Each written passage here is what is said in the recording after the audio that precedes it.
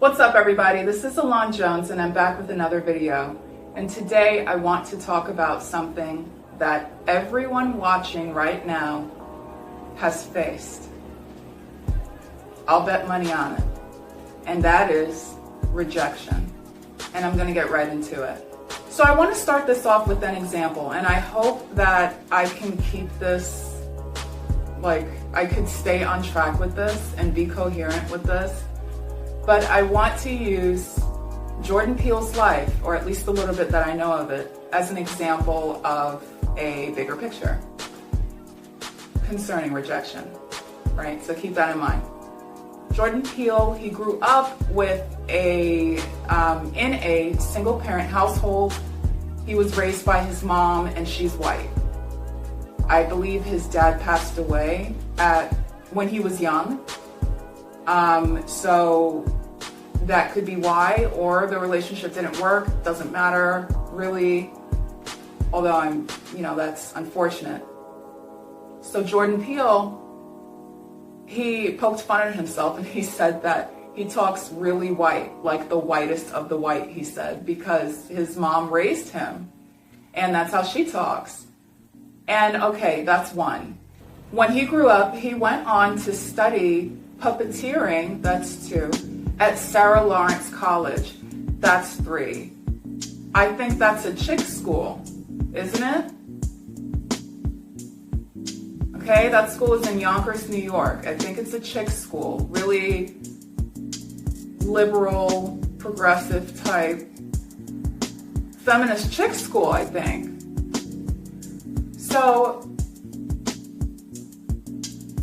talks white, puppeteering, which adds the weirdness factor. Sarah Lawrence, which that's kind of sus.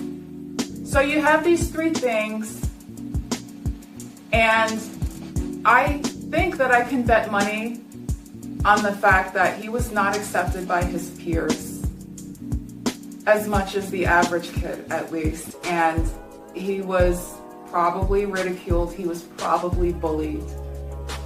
Now, when children or adolescents go through things like that and it's not processed as they're going through it, so for example, let's say you're bullied, you're harassed by a bully, and you don't stand up for yourself and you don't fight that bully.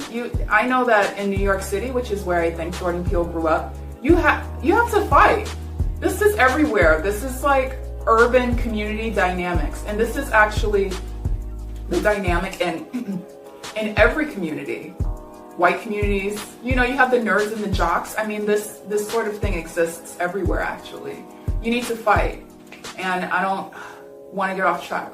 But anyway, if you don't process it, if you don't stand up to the bully, if you don't, let's say you took that L and you never confronted that bully, but you never got therapy or you never had a positive outlet for your anger and shame, then it festers. And as you go through life, when you get older, it could turn into something really bad, and you devote your life to getting back at these people who hurt you in your adolescence and in your childhood, which is what I see going on a lot in the Black community. And we can't afford these rogue personalities. Okay, but back to Jordan Peele. He also went on to marry a white woman. There's nothing wrong with interracial relationships, so long as they're not based off of fetish or, marrying for money, or any other type of dysfunction. But guess what? I think we saw that happening. Why? Because rejected people usually date out. Rejected people usually run away from the Black community as far as they can. And that's the point that I want to make. Rejection is so powerful. I think that all of us here on YouTube's I think that all of us here have been rejected in some way, shape, or form. Content creators and their followers alike. In some way, shape, or form. And there's nothing to be ashamed of. Why am I on here? It happened to me too, in some way. It doesn't look the same for all of us, what people's channels are about. You can kind of extrapolate from people's content what went wrong and why they decided to devote their time and their lives, a little part of their lives, to the content that they make. What is it that makes them or drives them to create that content? Sometimes you can tell, right? And it's usually something dealing with rejection. They were rejected in one way or another. Now, rejection is so dangerous. Rejection is so dangerous when it's not processed. It leads that adolescent person who grows up to become an adult to completely hate, detest, despise, abhor, hate the people that wrong them. And for some blacks, that is other blacks. And these people go rogue. So a lot of these people are usually really smart. There's a lot of blurs in this category.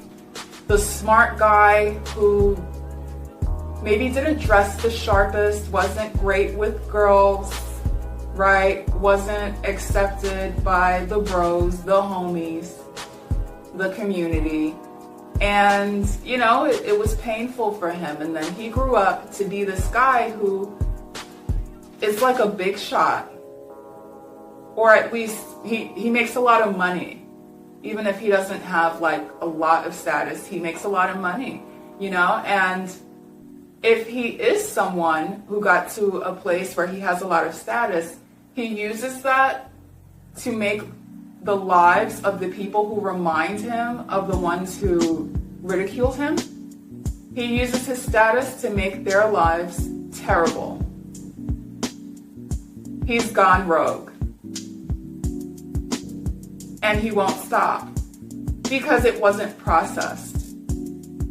There's no answer to this. It is what it is, and it's just something that I'm seeing. There are groups of people who are devoting their lives to targeting certain individuals, and they're using social media to help them. They're using their following to help them target a group of people that they're trying to get back at. A group of people that they don't like because of their childhood experiences. And it's harming the Black community in ways that I think people aren't recognizing. Jordan Peele didn't even go on to cast ADOS, to play ADOS in his movies. I wonder why. Does Jordan Peele have a certain relationship with ADOS now, or at least in his head? Does he not like ADOS? Does he harbor a little bit of resentment for ADOS males, possibly, because of what happened in his childhood? Listen, these are just my thoughts. This is conjecture. I don't know if these things actually happened, but it could have. Okay? The Black women who have a similar childhood experience, how did they grow up to be? Who's on their shit list? Just something to think about. Who did they grow up to marry? Something to think about. So that's my opinion on things. I'm really hoping that we can begin to start to remedy some of the issues that we have in the community. What is this video going to do about that? Nothing. I'm not a solution person all the time. This is not a solution video. I did want to point out some of my thoughts on some of the things that I believe is going on in the community. And that's it. So if you have a solution, let us know in the comments. But otherwise, don't contribute to what's poisoning the Black community. That's basically the takeaway for this one. I'll catch you guys.